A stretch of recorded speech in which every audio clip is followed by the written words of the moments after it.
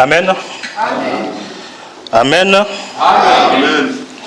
Nous bénissons notre Papa encore une fois de plus pour ces moments favorables. Il a permis que nous puissions se réunir en ce moment pour que nous puissions écouter celle qui ne passera jamais. La parole de vie, la parole qui nous fait du bien, la parole qui nous montre comment marcher et la parole que nous obéissons. Éternel Papa, nous te disons merci, nous te rendrons grâce une fois de plus car tu es Dieu. Papa, merci pour ces moments, Papa, favorables que tu as choisi, que nous puissions se présenter, Papa, devant toi, afin d'écouter ta parole. Nous te disons merci. Éternel Papa, j'ose croire que tu disposeras, Papa, le cœur de chacun, Papa, afin que ce message ne puisse pas être un message, Papa, sorti en vain, car ta parole ne sort jamais sans pour autant accomplir de quoi elle est sortie. Nous te disons encore merci pour ces moments. Par le nom puissant de Jésus, tout esprit qui ne confesse pas Jésus comme Seigneur et Sauveur, que cela puisse être anéanti dans le nom puissant de Jésus. Seul le nom de Jésus puisse être glorifié en ce lieu. Seul le nom de Jésus puisse être magnifié en ce lieu, afin que ta Seigneurie puisse demeurer à jamais, car tu es Dieu. Dans le nom puissant de Jésus que nous avons ainsi prié. Amen. Amen. Merci. Amen. Nous allons continuer notre enseignement du dimanche précédent. Le thème de notre enseignement est toujours le même, c'est-à-dire connaître le temps. Je vais quand même faire un tout petit peu un retour en arrière parce qu'il y a quelques personnes qui voulaient avoir un peu plus de précision par rapport à ce qu'on avait parlé le dimanche dernier. Le dimanche dernier, nous avions dit que Dieu a créé le monde plutôt en 7 jours. Nous croyons que Dieu a créé le monde en 7 jours. On peut dire aussi en 6 jours, mais nous croyons en 7 jours. Et nous partirons à la fin, nous allons démontrer comment Dieu a créé le monde en 7 jours. Le premier jour, Dieu a dit que la lumière soit, et la lumière fut. Avant que Dieu puisse envoyer la lumière sur la terre, la Bible dit que la terre était informe et vide, mais il n'y avait que des ténèbres qui régnaient. Or, Dieu qui est en train d'envoyer sa lumière, Dieu n'a pas envoyé la lumière sur toute la terre. Dieu a envoyé seulement la lumière sur une partie de la terre. Or, la partie que Dieu a envoyé la lumière, Dieu appela cette partie-là jour. Pardon. C'est ainsi que nous disons que la partie que Dieu avait envoyé la lumière, c'était rien d'autre qu'Israël. Parce que Dieu les a appelés le jour. C'est ainsi que notre frère, dans le livre de Jérémie 44:4, la Bible dit que je vous ai envoyé tous mes serviteurs, les prophètes, très tôt le matin. Donc nous comprenons que Dieu a commencé à travailler avec les enfants d'Israël pendant les temps du matin, c'est-à-dire pendant l'éclairage. Nous avions dit que la terre qui n'avait pas reçu la lumière, c'était une personne qui était sans vie. Or, Israël n'avait pas la lumière. Israël, Dieu les a envoyé la lumière, mais malheureusement, Israël n'a pas voulu accepter cette lumière. C'est ainsi que nous disons jusqu'aujourd'hui, Israël demeure toujours dans les ténèbres. Le deuxième jour, la Bible dit qu'il y ait une étendue pour séparer les deux eaux. C'est-à-dire, Dieu dit qu'il y ait une étendue pour séparer les eaux d'en bas et les eaux d'en haut. Or, les eaux représentent le peuple, la foule, les nations et des langues, comme atteste dans le livre de Apocalypse 17, si ma mémoire est bonne. Donc, la Bible dit que l'étendue avait pour but de venir séparer les deux eaux. Or, nous avions dit que la personne qui était censée venir séparer les deux eaux, c'était que notre Seigneur Jésus-Christ, qui est la véritable échelle de Jacob sur laquelle les anges devaient monter et les anges devaient descendre. Au troisième jour, nous avions dit que Dieu dit que le sec apparaissent afin que les arbres puissent commencer à sortir pour donner de bons fruits. le 7 qui devait apparaître, c'était encore une fois de plus Israël qui devait sortir de la terre, parce qu'Israël était sous domination encore du monde, parce que la terre était en forme vide. Il y avait les ténèbres à la surface de l'abîme et l'Esprit de Dieu qui se mouvait au-dessus des eaux. Donc, Israël devait produire de bons fruits, mais malheureusement, comme notre frère Jean nous avait confirmé que Israël était une terre très sèche. Malheureusement, une terre sèche ne peut malheureusement pas produire des arbres adéquats pour donner de bons fruits. C'est ainsi que Jean était en train de crier qu'il était la voix de celui qui criait dans le désert. Or, Jean criait dans le désert tout simplement pour annoncer l'arrivée de la pluie.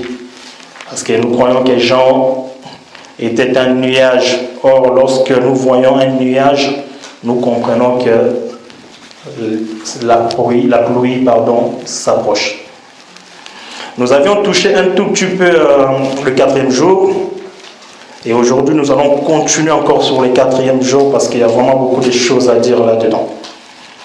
J'aurais besoin de notre frère Bayama, s'il vous plaît, pour faire la lecture.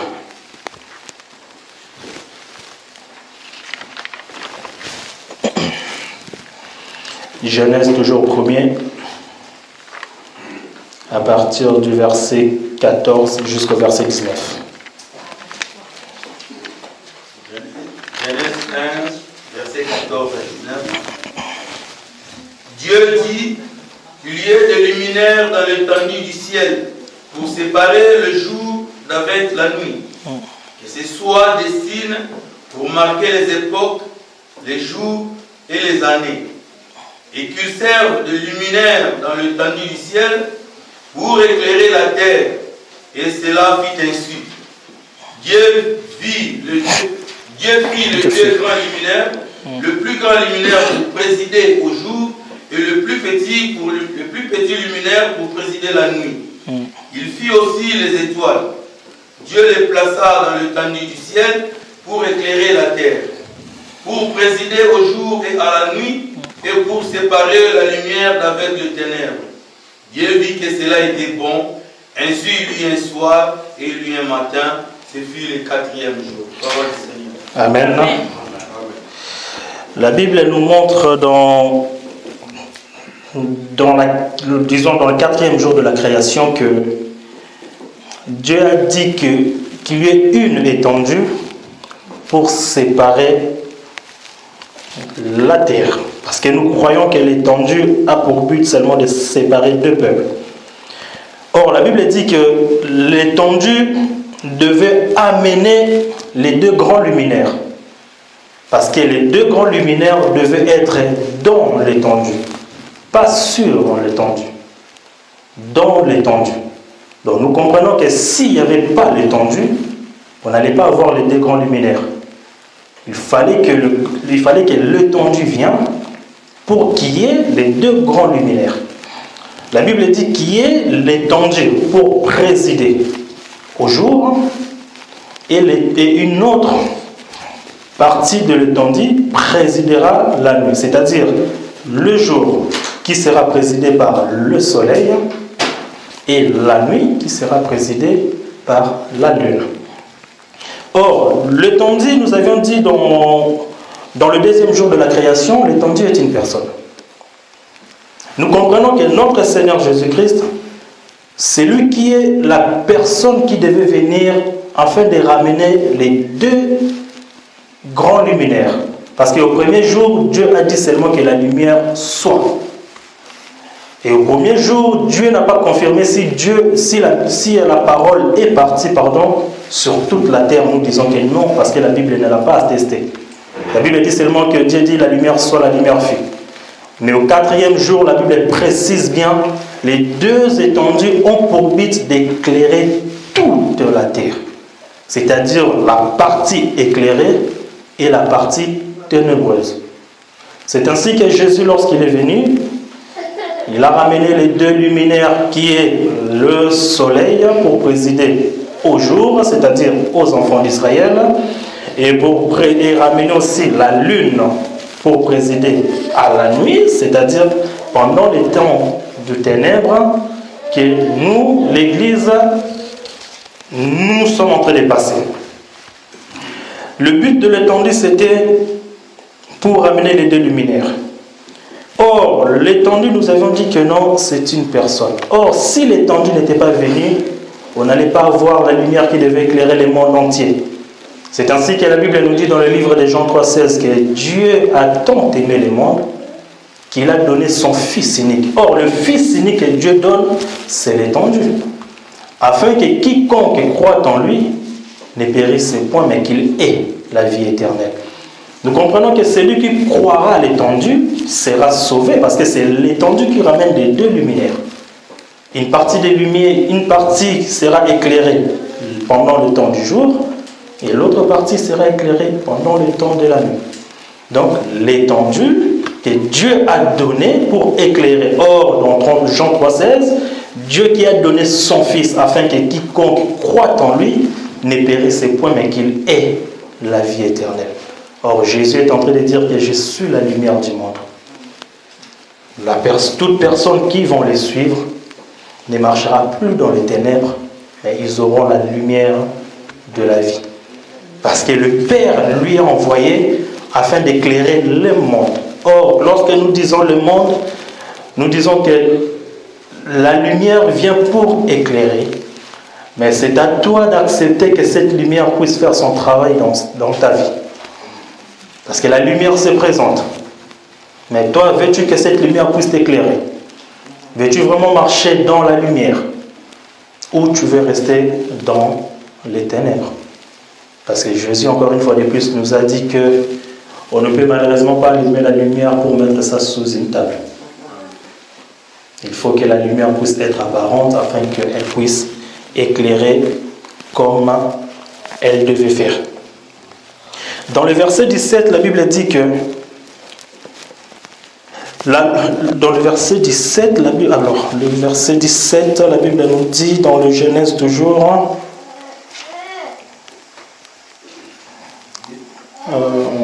Dieu plaça dans l'étendue du ciel pour éclairer.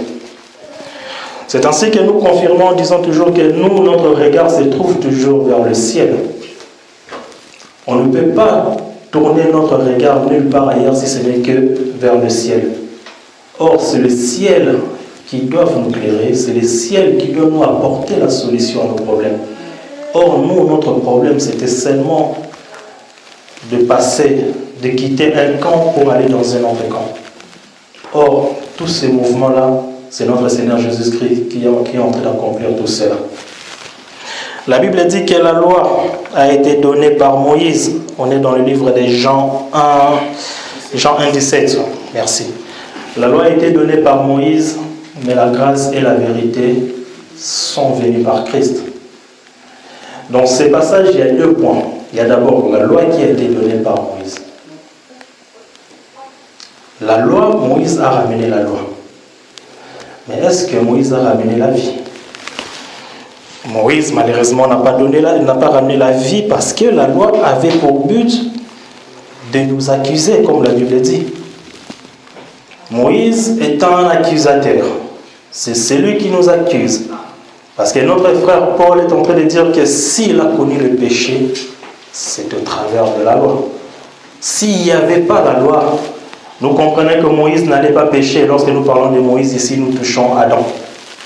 Si Dieu n'avait pas dit à Adam, ne mange pas ce fruit, les jours où tu en mangeras, tu mourras, nous comprenons que la loi est venue. Or, la loi, c'est ce qui accuse, c'est ce qui nous accuse auprès du Père par rapport à tout ce que nous faisions. C'est ainsi que nous disons, Moïse n'a pas donné la vie parce que il est celui qui nous accuse.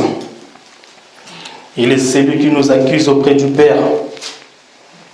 Il est celui qui rappelle toujours au Père que ses enfants sont désobéissants. Or, une mère a pour but de protéger toujours ses enfants.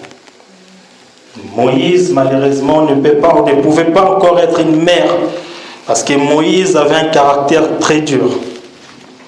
Le caractère de Moïse était de faire œil pour œil, dent pour dent. Or, nous, notre Seigneur Jésus-Christ, est juste là pour nous défendre auprès du Père. Parce que la Bible dit que notre Seigneur Jésus-Christ, il est celui qui nous défend auprès du Père. Il n'est pas celui qui nous accuse, mais il est celui qui nous défend. C'est ainsi que si nous prenons la Bible dans le livre des Romains, Romains 7, Bayama s'il vous plaît, Romains 7, versets 7 à 8. Que dirons-nous donc? La loi est-elle péché?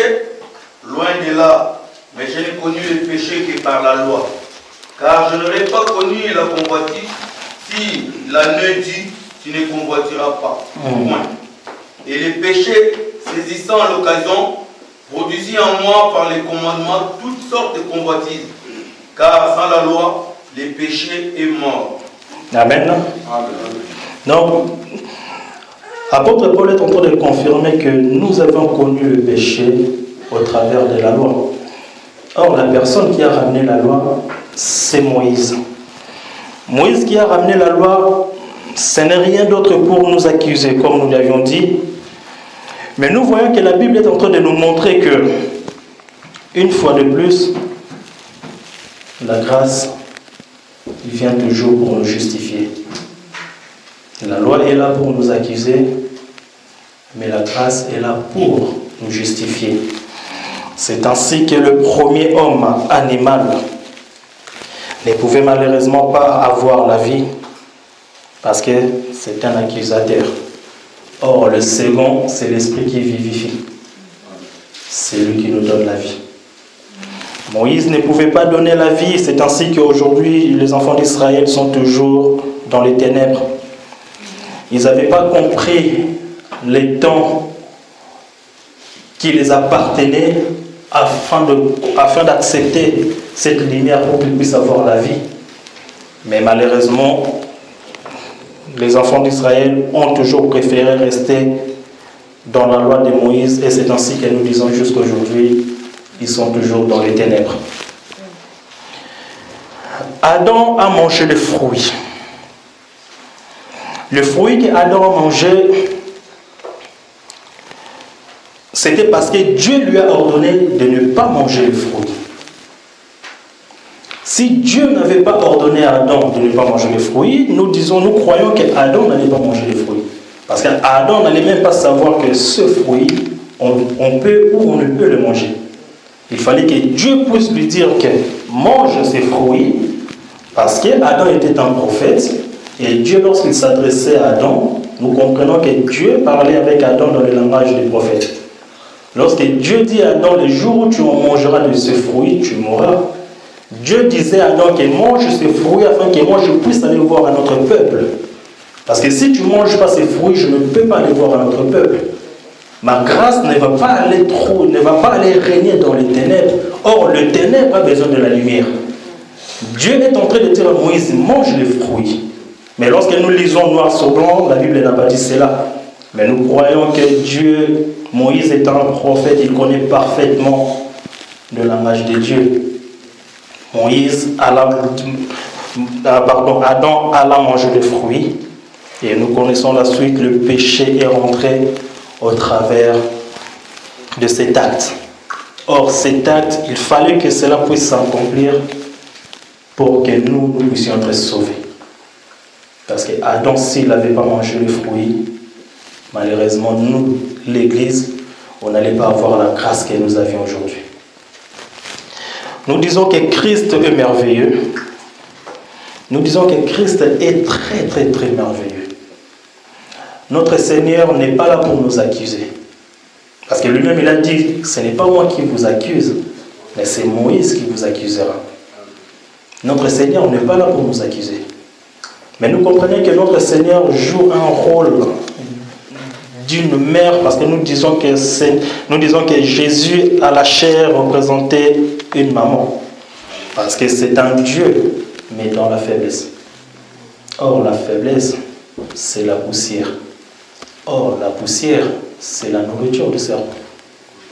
Or, la femme doit être soumise à son mari. Parce que le mari, c'est l'autorité. Notre Seigneur Jésus-Christ joue un rôle d'une mère qui vient pour nous protéger, pour nous enseigner, pour nous donner la vie.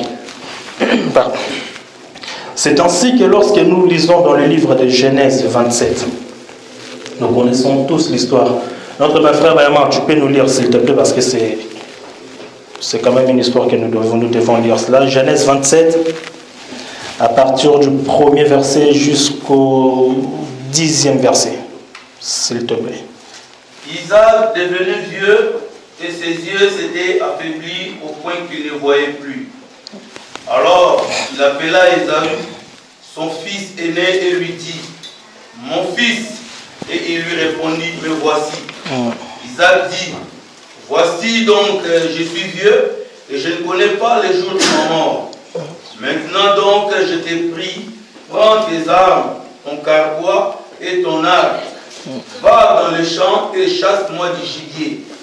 Fais-moi aimer comme j'aime et apporte-le-moi à manger, afin que mon âme te bénisse avant que je meure. » Rebecca écouta qu'Isaac disait à Ésaü, son fils, et Ésaü s'en alla dans le champ pour chasser du gibier pour les rapporter. Puis Rebecca dit à Jacob, son fils, « Voici, j'ai entendu ton père parler ainsi à Ésaü, ton frère, apporte-moi du gibier et fais-moi aimer que je mangerai, et je te bénirai devant l'Éternel avant ma mort. Maintenant, mon fils, écoute ma voix. Maintenant, mon fils, écoute ma voix à l'égard de ce que je te commande. Va me prendre au troupeau de mon chevaux. J'en ferai pour ton père un même comme tu l'aimes. Et tu l'apporteras à manger à ton père, afin qu'il te bénisse avant sa mort. Amen. Ici, cette histoire nous relate un peu la bénédiction que Isaac devait donner à son fils, c'est-à-dire Ésaü.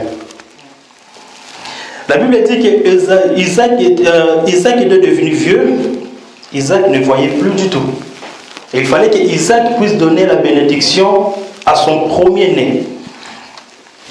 Or, lorsque Isaac est en train de parler à son premier-né, c'est-à-dire Israël, parce que la Bible nous atteste que Israël est bel et bien le fils aîné de Dieu. Je crois que c'est dans le livre de l'Exode. Mais la Bible dit qu'Israël est bel et bien le fils aîné de Dieu. Isaac qui parle avec Ésaü. Ésaü ne représente rien d'autre que Israël. Dieu parle avec Israël.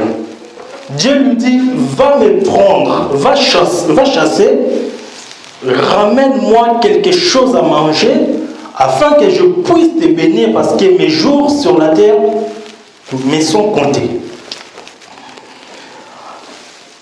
Ce que Dieu est en train de dire ici, Dieu est en train de donner des instructions. Or, la Bible nous dit que les instructions, c'est le fils qui doit écouter. Mais or, c'est la personne qui doit ramener cela, c'est la mère. C'est la mère qui doit ramener l'instruction du père. Parce que ici, nous voyons que Dieu a parlé, Isaac a parlé à Ésaü. Ésaü est parti faire ce que le père lui a demandé. Mais la Bible dit que la mère a écouté ce que le père a dit. La mère a retenu mot par rapport à tout ce que le père a ordonné au fils, afin que la mère vienne pour aller répéter ça à Jacob. Nous disons que la mère, s'il n'avait pas répété exactement ce que le père avait dit à Ésaü, malheureusement, Jacob n'allait pas hériter de ce qu'il avait obtenu, c'est-à-dire la bénédiction. La mère avait pour mission de ramener exactement ce que le père a dit à Ésaü, à Jacob, afin que Jacob puisse recevoir la bénédiction. La Bible dit quoi? La Bible dit que, on est dans le verset 8, Rebecca est en train de dire à Jacob, maintenant mon fils, écoute ma voix à l'égard de ce que je te commande. La Bible nous dit dans le livre de Proverbes Proverbe 1,8. Je donne Proverbe 1,8. Amen. La Bible nous dit que mon fils, écoute l'instruction de ton père. Or, l'instruction que le fils a écoutée, c'était ce que Isaac était en train de dire à Ésaü. Ésaü a bel et bien écouté l'instruction du fils. Mais la Bible ne s'arrête pas là. La Bible dit que ne rejette pas l'enseignement de ta mère. Or, nous comprenons que si tu veux être, si tes jours, tu veux que ceci puisse être prolongé, il faut que tu écoutes l'enseignement de ta mère. Parce que ce n'est que la mère qui connaît exactement le pensée du père. Ce n'est que la mère qui connaît parfaitement le goût du père. C'est ainsi que Rebecca a dit à Jacob, va et ramène-moi 2 troupeaux, 2 chevaux, pardon. Nous avons vu que le père, c'est-à-dire Isaac, n'a pas dit à Ésaü, ramène-moi des chevaux. Non. Il lui a dit seulement, va, ramène un gibier afin que je puisse le manger. Mais la mère, connaissant parfaitement le goût du père, la mère sait que non, et Ésaü va aller prendre n'importe quel animal. Or, le père mange que des chevaux. Et le père ne mange pas 3-4 chevaux, non.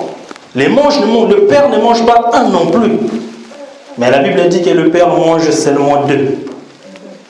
C'est ainsi que la mère est en train de dire à Jacob, et Rebecca dit à Jacob, va, ramène-moi 2 chevaux, afin que je puisse préparer cela pour ton père, et ton père te bénira. Nous disons que Ésaü devait partir dans le champ pour aller chasser. Or, les champs ne représentent rien d'autre que l'assemblée d'Israël. Parce que si nous lisons la Bible dans le livre, je crois, de Genèse 2.20, Genèse 2.20, je vais lire ça rapidement. Genèse 2.20. La Bible dit que « Et l'homme donna des noms à tout le bétail, aux oiseaux du ciel et à tous les animaux des champs. » Lorsque la Bible parle ici, donna des noms à tout le bétail ne représente rien d'autre que la loi. Parce que la Bible mentionne bien, lorsque nous lisons, nous voyons que le bétail n'est pas mentionné au pluriel, mais à tout le bétail. La loi, à tous les oiseaux, à tous les animaux du champ, à tous les oiseaux du ciel. Or, les oiseaux du ciel ne représentent rien d'autre que les prophètes. Parce qu'un prophète doit savoir voler. C'est ainsi que tu vas monter pour prendre la nourriture auprès du Père et descendre pour donner ça au peuple. Ça, c'est le mouvement que les prophètes faisaient. Et à tous les animaux des champs. Or, les animaux des champs ne représentent rien d'autre que tout l'ensemble d'Israël.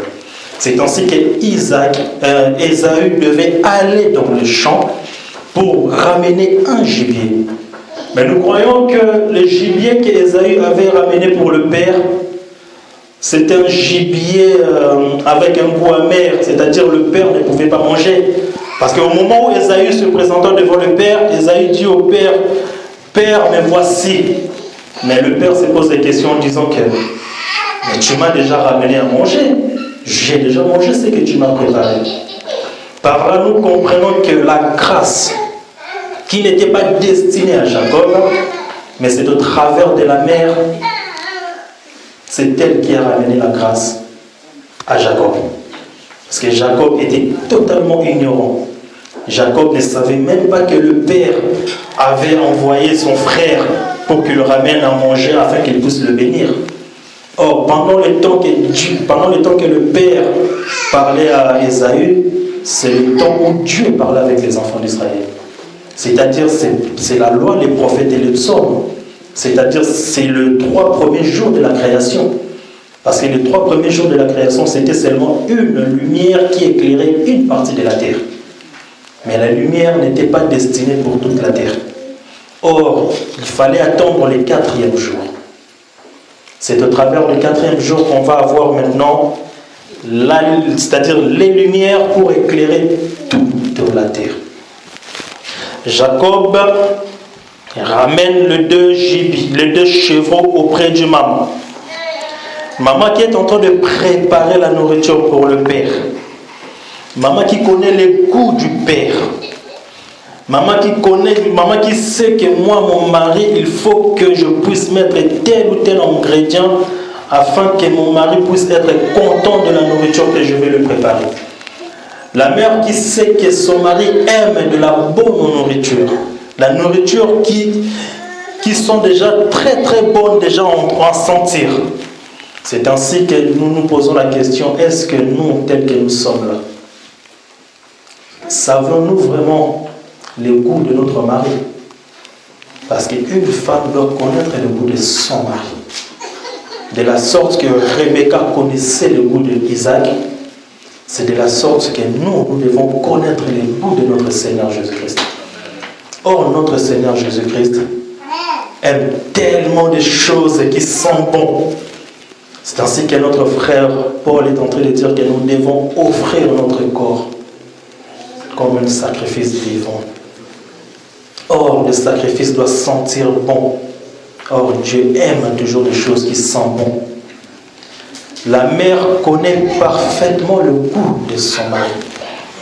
C'est ainsi que, étant donné chrétien, étant donné une personne qui a reçu Christ comme Seigneur et Sauveur, étant donné une personne qui dit que moi je marche comme Christ, nous devons faire très attention que cela ne soit pas juste un slogan. Nous devons vraiment faire en sorte que nous puissions connaître la nourriture que notre époux aime.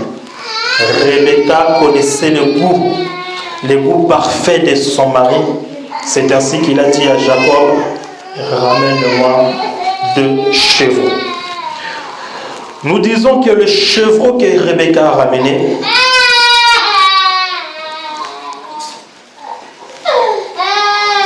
le chevreau que Rebecca a ramené, Jacob a ramené à Rebecca, ces chevaux, ce n'est que la nourriture que le Père mange. Donc nous comprenons que pendant tout le temps, le Père avait juste besoin de manger 2 chevaux. Or, le chevaux que le Père devait manger, nous comprenons que le Père devait en manger un au moment même. Or, la Bible dit qu'il lui eut un soir. Or, le soir, c'est le premier chevaux que le Père devait manger.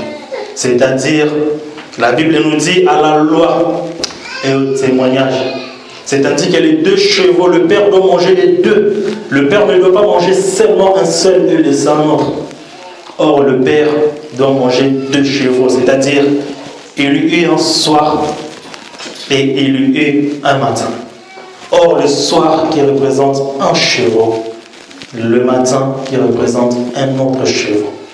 Le soir qui représente le temps de la grâce. Le matin qui représente le temps de la loi. Ici, nous touchons le temps de la grâce parce que la grâce retournera à Israël. Or, le temps où la grâce retournera à Israël, ça sera le moment où le Père est en train de manger le 2e chevaux. C'est ainsi que Rebecca dit à son fils, ramène-moi 2 chevaux. Ne me ramène pas un parce que je connais le goût de mon mari. Mon mari ne mange pas un chevaux. Il est tellement gourmand, il a besoin d'en manger 2. Mais il ne mange pas au même moment. Il va en manger un tout de suite et l'autre, il en mangera après. C'est ainsi que Jacob a ramené 2 chevaux et c'est ainsi que Jacob a été béni. Aujourd'hui, nous sommes enseignés par l'enseignement de la mère. Parce que nous disons que notre maman, c'est notre Seigneur Jésus-Christ. Notre maman, c'est la lune. Notre maman, c'est le Saint-Esprit. Notre maman, nous pouvons rajouter encore même, c'est la grâce. C'est elle qui nous enseigne comment faire en sorte pour que nous puissions se présenter devant le Père. Or, si nous ne retenions pas les enseignements du maire, si nous ne retenons pas toutes les choses que la mère nous enseigne, il nous sera très, très difficile de se présenter devant le Père. Parce que le Père, c'est celui qui prendra la femme et ramènera la femme auprès de son fils. Parce que le fils ne connaît pas encore son épouse. Mais c'est le Père qui connaît parfaitement le goût de son fils. Donc le Père prendra la femme et la ramènera auprès de son fils. Et ici, ce mouvement, nous sommes en train de voir Dieu qui a ramené Ève auprès de Adam. Adam se plaignait. Adam se sentait seul. Adam avait besoin d'une aide semblable. C'est ainsi que dans le passage que nous venons de lire, dans le livre de Genèse 2:20, la Bible dit qu'il a donné à tous les animaux des champs, il les a donné des noms. Mais pour Adam, il ne trouva point d'aide semblable. Or, l'aide semblable d'Adam, ce n'était rien d'autre que Ève. Or, les temps que Dieu était en train de façonner Ève, parce que c'est Dieu lui-même qui a façonné Ève. Les temps que Dieu était en train de façonner Ève, c'est les temps que le Saint-Esprit est en train de nous façonner. Or, Dieu façonne Ève pour qu'il puisse la présenter auprès de son fils, c'est-à-dire auprès d'Adam. Et le Saint-Esprit qui est notre maman nous façonne afin de nous présenter auprès de l'époux qui est notre Seigneur Jésus-Christ. Notre Seigneur Jésus-Christ est très très bon. Notre Seigneur Jésus-Christ est tellement bon que même nous pouvons, même tous les mots qui peuvent sortir de nos bouches ne peuvent qualifier la grandeur ou l'amour de ces dieux merveilleux. Mais nous savons seulement que non, ces dieux-là, il nous a aimés avant même que nous puissions les connaître. Parce qu'il a laissé son trône, il a abandonné son trône pour qu'il vienne prendre notre place. Nous qui étions des pécheurs, notre Seigneur Jésus-Christ est devenu péché, afin que nous devenions purs. Nous qui étions des esclaves, notre Seigneur Jésus-Christ est devenu esclave, afin que nous puissions obtenir la liberté. Nous qui avions toutes sortes de fardeaux, notre Seigneur Jésus-Christ a ramené tout cela à la croix, afin que nous soyons déchargés de nos fardeaux. C'est ainsi qu'il a dit que venez à moi, vous tous qui êtes fatigués et chargés, et lui, il va nous donner du repos, parce qu'il a pris tous nos fardeaux et il les a ramenés à la croix. Nous disons que la croix doit nous interpeller tous les jours. Tous les jours, un chrétien doit marcher, doit se dire que mon identité, je n'ai plus la même identité qu'avant. À la croix, Jésus a changé totalement mon identité. Je suis passé de l'identité du ténèbre à la lumière. Or, la lumière est là pour éclairer. Or, nous, notre vie, notre façon de se conduire, notre façon de se comporter. Vous savez,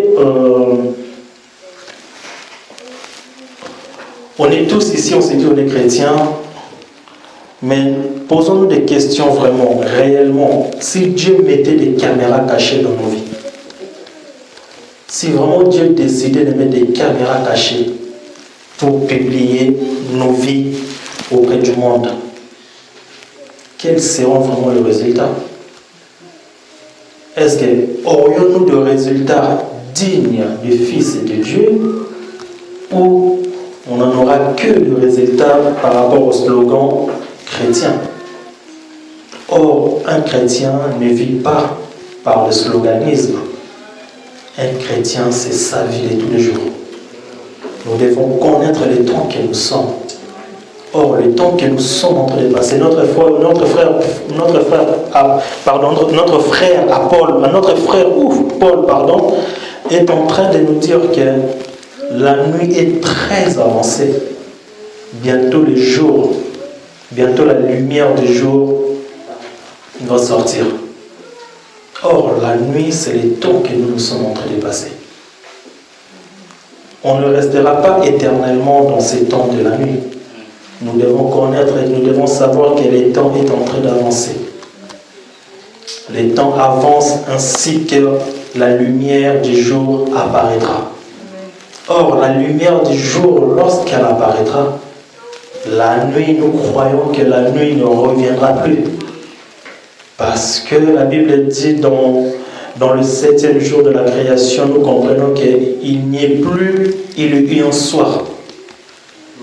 Dans le 7e jour, nous comprenons que le matin du 6e jour, c'est ce matin-là qui nous fait rentrer au 7e jour. C'est ainsi que nous avons dit que Dieu a travaillé même le 7e jour. Parce que le matin du 6e jour, c'est ça qui nous fait rentrer au 7e jour. Or, lorsque le matin revient, Dieu doit retourner encore travailler pour les enfants d'Israël. Mais nous, pour le moment, nous sommes en train de passer, nous sommes encore dans le temps de la nuit. Faisons en sorte que notre vie soit préparée comme les 5 sages. Les 5 femmes sages avaient compris que je ne sais pas quand est-ce que l'époux viendra. Nous ne savons plutôt pas quand est-ce que l'époux viendra. Mais ce qui est sûr, nous savons que l'époux viendra. On nous a annoncé que l'époux viendra au moment où personne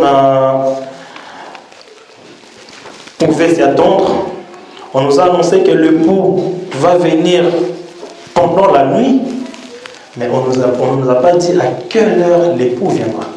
C'est ainsi que les 5 vierges sages, elles se sont bien préparées en prenant tout ce qu'elles avaient besoin afin qu'elles puissent tenir toute la nuit jusqu'à l'arrivée de l'époux. Notre vie doit refléter justement la préparation de ces 5 sages. Elles se sont dites que non, je ne peux malheureusement pas laisser toujours que le monde puisse me diriger.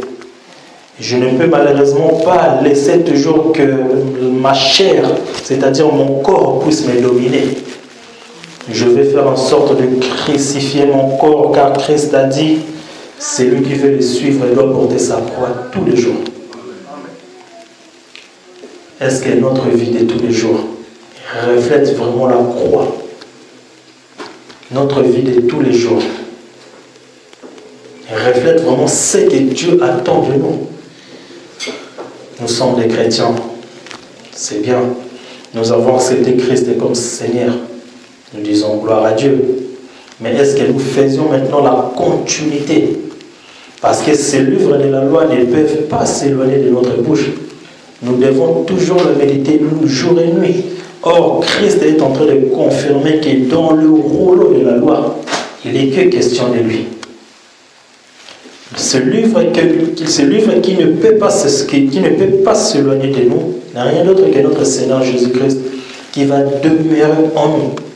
Il faut que Christ puisse demeurer en toi pour que tu puisses être sûr que lorsque la nuit s'achèvera vers la fin, tu partiras avec l'époux. Lorsque la nuit vraiment arrivera en son terme, tu partiras avec l'époux. Parce que si tu ne pars pas avec l'époux, malheureusement tu vas rester. Et si tu restes, nous connaissons un peu la suite par rapport à tout ce que l'Apocalypse nous relate par rapport à des choses qui vont venir. Mais nous, étant la grâce que nous avions en ce moment, nous devions faire en sorte que notre vie soit la nourriture que Rebecca avait préparée pour Isaac. Parce que Rebecca avait mis tous les ingrédients afin qu'Isaac puisse être satisfait de la nourriture, parce que c'était le dernier repas que Isaac devait manger. Et Rebecca devait bien préparer cela afin qu'Isaac puisse être très content. Et nous, aujourd'hui, nous sommes Rebecca. Nous sommes Rebecca, mais est-ce que connaissions-nous le goût de notre époux? Mettons-nous des ingrédients qu'il faut afin que nous puissions satisfaire vraiment la volonté de l'époux. C'est très important. Dans la Bible, nous voyons dans le jour de la création, la Bible dit que Dieu a créé Adam et a créé Ève. Or, le temps où Dieu a créé Adam et Ève, Dieu a ramené Ève auprès de Adam. Adam vivait déjà dans le jardin. Dieu a ramené Ève chez Adam. Nous sommes en train de dire que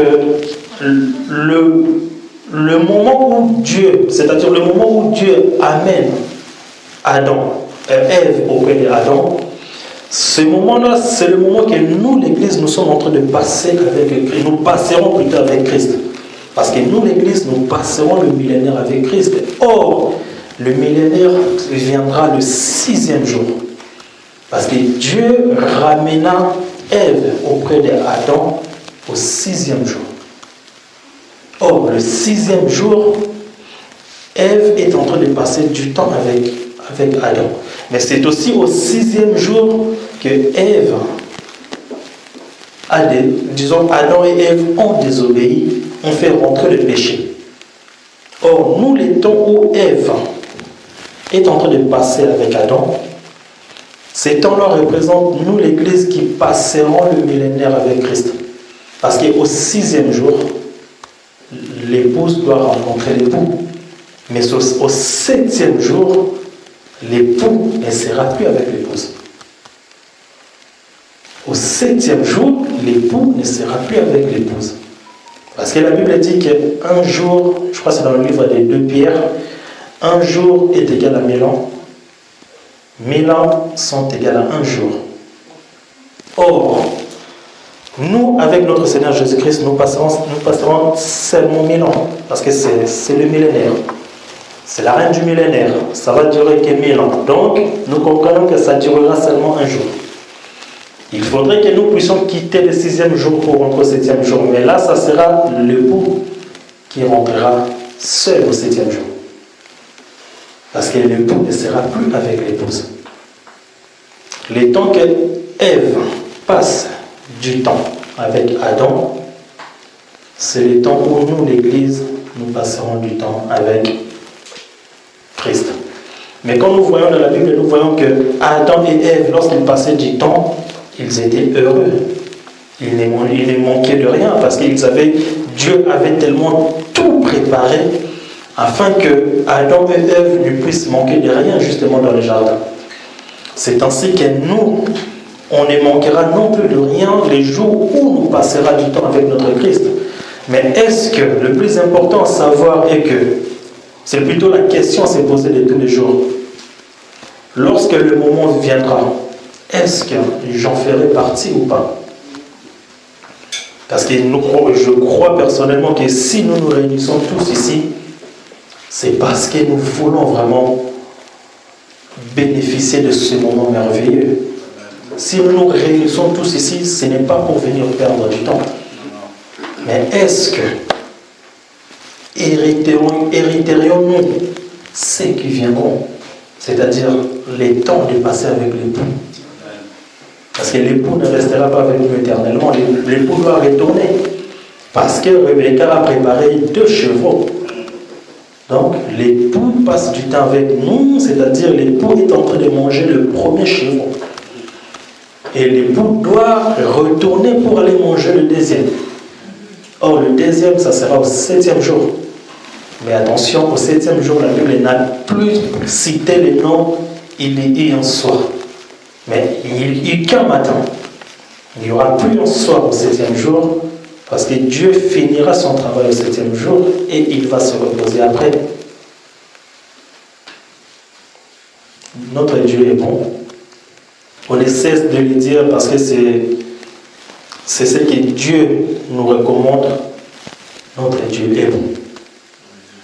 Mais nous devons connaître les temps que nous sommes en train de passer. Vous savez, dans la Bible, Daniel avait connu le temps que Israël était en train de passer. Daniel est parti plus loin demander à Dieu. J'avais lu dans le livre des prophètes Jérémie qu'il devait couler 70 années. Daniel connaissait les temps. Daniel savait ce qui devait arriver. C'est ainsi que Daniel persévérait toujours parce qu'il savait que 70 années plus tard, Israël devait sortir. Mais or, les temps où Daniel espérait, Dieu est venu encore lui montrer encore qu'il y a encore d'autres choses qui viendront encore après. C'est ainsi que nous, notre vie sur la terre doit refléter. Nous devons connaître les temps que nous sommes en train de passer. Les temps est très fâcheux. Les temps est très très mauvais. Christ est en train de dire que celui qui persévérera jusqu'à la fin, c'est celui-là qui sera sauvé. Christ n'a pas dit celui qui m'acceptera, c'est celui-là qui sera sauvé. Non, Christ a dit celui qui persévérera jusqu'à la fin. Tu peux accepter Christ, mais la question est la suivante. Est-ce que tu vas persévérer jusqu'à la fin? Celui qui sera sauvé, c'est celui qui persévérera jusqu'à la fin. Or, c'est au travers de la persévérance que nous arriverons à voir notre Seigneur Jésus-Christ. Mettons notre vie en marche. Faisons vraiment en sorte que... En tout cas, humainement parlant, c'est difficile. Humainement parlant, c'est difficile. De tout abandonner, de ne plus vouloir vivre sans la chair. Humainement, c'est difficile. Parce que tu marches, tes yeux voient peut-être une belle voiture, automatiquement des désirs viennent, il faut que tu puisses prendre cette voiture. Mais un enfant de Dieu doit se poser la question, cette voiture, qu'est-ce qu'elle va m'apporter? Humainement, c'est difficile. Il y a des sacrifices énormes que nous devons faire. Tu es en train de marcher, ou tu aides une personne, et la personne, du jour au lendemain, la personne te rend, disons, la monnaie contraire à ce que toi tu lui as donné. Toi tu te disais, mais je fais tout pour que cette personne puisse savoir tout ce qu'elle voulait. Je me suis sacrifié pour cette personne, mais regarde ce que cette personne me rend en retour. Malheureusement, c'est ce que nous devions supporter. Malgré ce que la personne fera, Dieu est en train de nous dire, nous devons aimer toujours nos ennemis. Nous devons nous aimer les uns les autres. Parce que Christ, que nous ne connaissions pas dès le départ, mais lui, il nous a montré une preuve d'amour en nous aimant le premier. C'est ainsi que nous, étant chrétiens, nous devons aussi marcher comme Christ a marché. Vous savez, lorsque Christ est en train de dire que celui qui veut me suivre doit porter sa croix, nous comprenons que Christ dit doit le suivre. C'est-à-dire que Christ est devant. Tout le chemin que Christ prendra, c'est le même chemin que nous devons prendre aussi. Parce que tu es en train de le suivre. C'est-à-dire lui, il est devant et nous sommes derrière. Si tu suis Christ et Christ va à gauche, toi tu vas à droite, nous comprenons que tu ne suis pas Christ. Pour suivre Christ, tu dois aller en même direction que Christ. Mais tu ne passeras pas devant Christ, tu seras derrière. Christ sur la croix a souffert. Christ sur la croix a accepté d'être humilié. Si tu veux suivre Christ, tu portes la croix. Or, nous savons que sur le chemin de la croix, il y a l'humiliation. Tu dois accepter d'être humilié pour Christ. Tu dois accepter que les gens se moquent de toi pour Christ. C'est ainsi que la Bible dit que la parole de Dieu est une folie pour le monde. Tu dois accepter que les gens se moquent de toi. Mais toi, persévère seulement jusqu'à la fin. Parce que c'est ainsi que tu vas être sauvé si tu persévères jusqu'à la fin. Mais si tu veux faire les choses selon le monde, là tu risques de devenir un homme animal. Or, un homme animal ne reçoit pas les choses de Dieu. Nous sommes des chrétiens, c'est une grâce. Nous les savions, c'est une grâce. Parce qu'on était dans les ténèbres, on n'avait pas une lumière qui nous éclairait, mais la lumière est venue nous trouver. Cette lumière nous éclaire, mais il faut savoir que cette lumière ne restera pas éternellement. La lumière doit partir. C'est ainsi que nous voyons même. Parce que notre frère Paul est en train de dire que la nature elle-même ne vous enseigne-t-elle pas. Et je ne vais pas toucher côté voile, côté de la femme. Je prends juste cette partie-là. La nature elle-même ne vous enseigne-t-elle pas. Un chrétien doit être enseigné par la nature. Parce que la nature parle de notre Seigneur aussi. Dieu dit qu'il y a deux grands luminaires pour éclairer la terre. Et Dieu ne s'arrête pas là. La Bible dit que Dieu a créé aussi les étoiles. Or, les étoiles ont pour but de prendre le relève lorsque la lune n'éclaire plus. Or, à quel moment la lune ne peut plus éclairer? Ce n'est que pendant l'éclipse lunaire. C'est-à-dire la lumière, c'est-à-dire le soleil qui se présente à gauche, la terre qui se présente, non, la lune qui se présente au milieu et la terre qui vient ensuite. C'est-à-dire le soleil, la lumière ne peut plus venir sur la terre parce qu'il y a quelque chose qui le bloque. Or, le temps où la lune ne peut plus éclairer la terre, c'est le temps où les étoiles vont prendre le relève. Parce que les étoiles continueront à éclairer la terre. Nous devons faire très attention par rapport à notre vie. Nous devons connaître les temps parce que le temps est très très mauvais. Le temps est très très mauvais. Faisons l'effort. En tout cas, je ne cesse de le dire, humainement c'est difficile. Mais nous croyons que nous ne sommes plus des humains. Nous croyons que cette terre ou ce monde appartient aux humains. Mais la Bible dit que nous vivons dans ce monde, mais nous ne sommes pas de ce monde. Nous devons marcher comme marchent les gens qui viennent d'où nous venons. Donc, vraiment, que Dieu puisse nous bénir, que Dieu puisse nous aider surtout à faire vraiment sa volonté. Parce que sa volonté, c'est seulement de nous ramener auprès de son Fils pour que nous puissions passer du temps avec son Fils. Mais faisons en sorte que le Père qui va te ramener auprès du Père, il faut que tu puisses être en même état que le Fils. Parce que la Bible est en train de dire que tel qu'il est, tel que nous serons. Donc, le Fils ne prendra pas une femme qui ne sera pas de la même nature que lui. Vraiment, que Dieu puisse nous aider à marcher selon la parole, que Dieu puisse nous fortifier, que le Saint-Esprit nous aide tous les jours à demeurer dans la présence de Dieu, à faire en sorte de rejeter tout ce qui est le désir charnel, tout ce qui le monde demande, parce que le désir charnel est contraire à celui de l'esprit. Nous devons faire en sorte vraiment de marcher comme à l'esprit demande. C'est ainsi que notre récompense sera grande, parce que ça, c'est une promesse. Que mon Dieu puisse vous bénir. Merci.